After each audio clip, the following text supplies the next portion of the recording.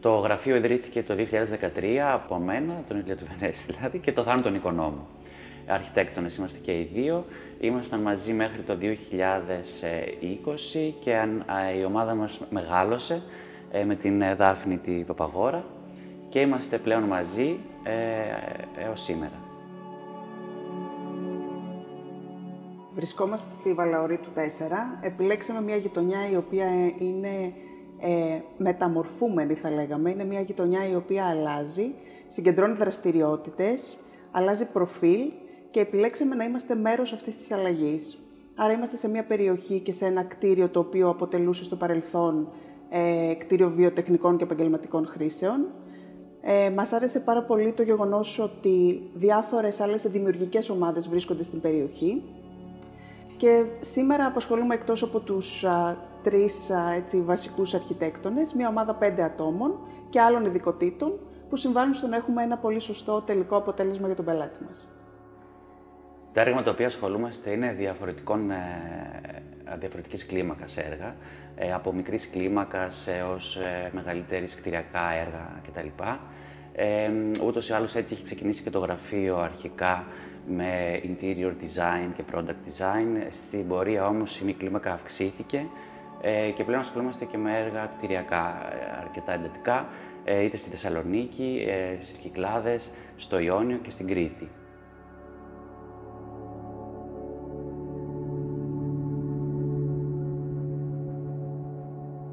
Η χαρακτηριστική προσέγγιση του σχεδιασμού μας είναι σίγουρα οι δύο κατασκευές. Προσπαθούμε αυτές να διατρέχουν το interior design, δηλαδή το σχεδιασμό των εσωτερικών χώρων που αναλαμβάνουμε, με έναν τρόπο όμως ο οποίος να μην είναι απολύτως σαφής. Δηλαδή, θέλουμε οι κατασκευές μας να μην έχουν χαρακτήρα και ταυτότητα και όνομα. Οπότε, θέλουμε να έχουν πολύ έντονα ένα χαρακτήρα πολυδιάστατο. Τα καθίσματα οριοθετούν, οι βιβλιοθήκες και τα χωρίσματα δημιουργούν χώρους. Η ύπαρξή τους στον χώρο δηλαδή δεν έχουν σαφή χαρακτήρα.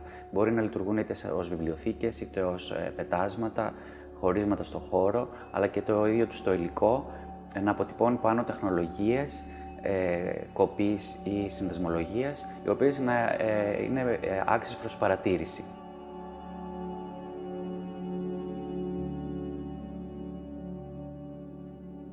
Η σύνθετη διαδικασία την οποία ακολουθούμε προσπαθούμε κατά κάποιο τρόπο να κανονικοποιείται, που σημαίνει ότι μπαίνουμε σε μια διαδοχή ενεργειών, μια μεθοδολογία δηλαδή, αναλύοντας όλες τις προσλαμβάνουσες είτε τις δικές μας, τις προσωπικές, τις ανάγκες του χρήστη ή του πελάτη μας και προσπαθούμε να αναπαράξουμε ουσιαστικά μαζί του, λαμβάνοντας υπόψη και τις δικές του επιθυμίες, οδηγώντας τον όμως μέσα από γραμμές, από αρχιτεκτονική, από τη σύνθεση, σε ένα αποτέλεσμα το οποίο ουσιαστικά βαίνει ολοκληρούμενο. Μέσα σε αυτή λοιπόν τη διαδικασία, αυτή η σχέση με τον πελάτη, αυτή η ορίμανση, αυτή η διαδικασία στην οποία μετουσιώνουμε ανάγκες και επιθυμίες και τις εκφράζουμε μέσα από μια συγκεκριμένη αρχιτεκτονική γραφή, είναι νομίζω η αγαπημένη διαδικασία όλων των αρχιτεκτόνων, ναι. Συνεπώς και τη δική μας. Μία τυπική μέρα στο γραφείο ξεκινάει ως εξής. Το πρωί συνήθως κάνουμε τις απαραίτητες επικοινωνίες είτε με τους πελάτες είτε με κάποια συνεργεία που μπορεί να είναι σε εξέλιξη κάποιο έργο. Στη συνέχεια έχουμε κάποια επικοινωνία με προμηθευτές υλικών ή κάνουμε κάποια ραντεβού για δειγματισμούς. Και προς το μεσημέρι συνήθως υπάρχει μια παύση για το γεύμα και την ανάκτηση δυνάμεων, όπου στην πορεία συγκεντρωνόμαστε στο σχεδιαστικό κομμάτι, στις μελέτες δηλαδή. Όλοι συγκεντρωνόμαστε σε αυτό το κομμάτι μέχρι το βράδυ συνήθως.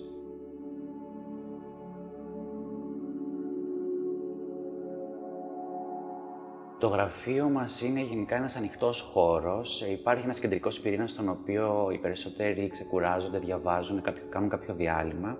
Είναι ο χώρος στον οποίο βρισκόμαστε αυτή τη στιγμή, όπου εκατέρωθεν και περιμετρικά εξελίσσονται οι χώροι εργασίας και επίσης των ραντεβού.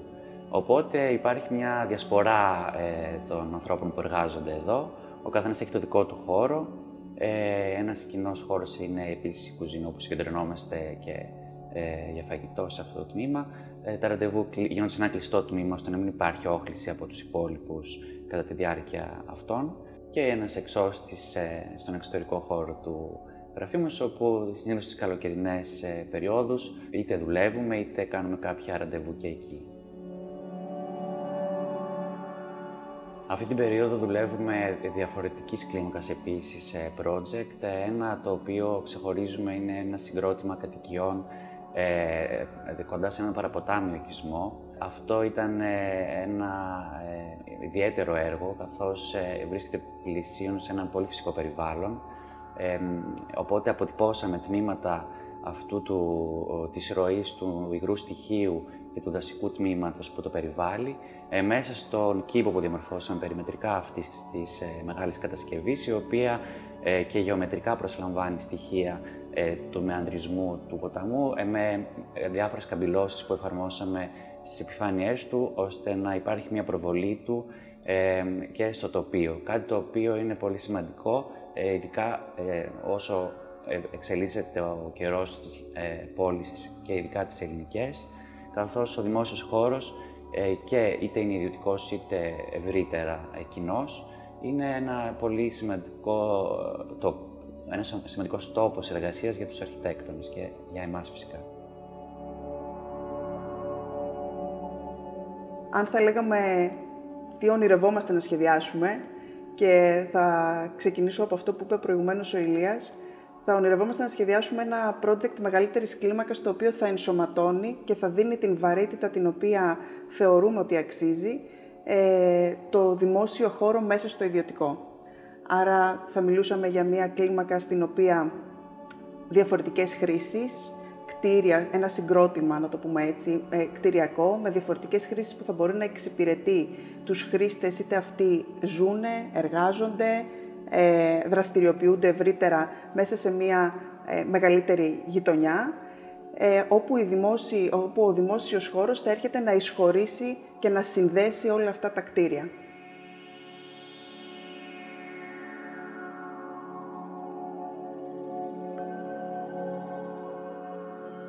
Σε ό,τι αφορά τη βιωσιμότητα στο σχεδιασμό, φυσικά λαμβάνεται πάρα πολύ υπόψη κατά τη διαδικασία αυτή.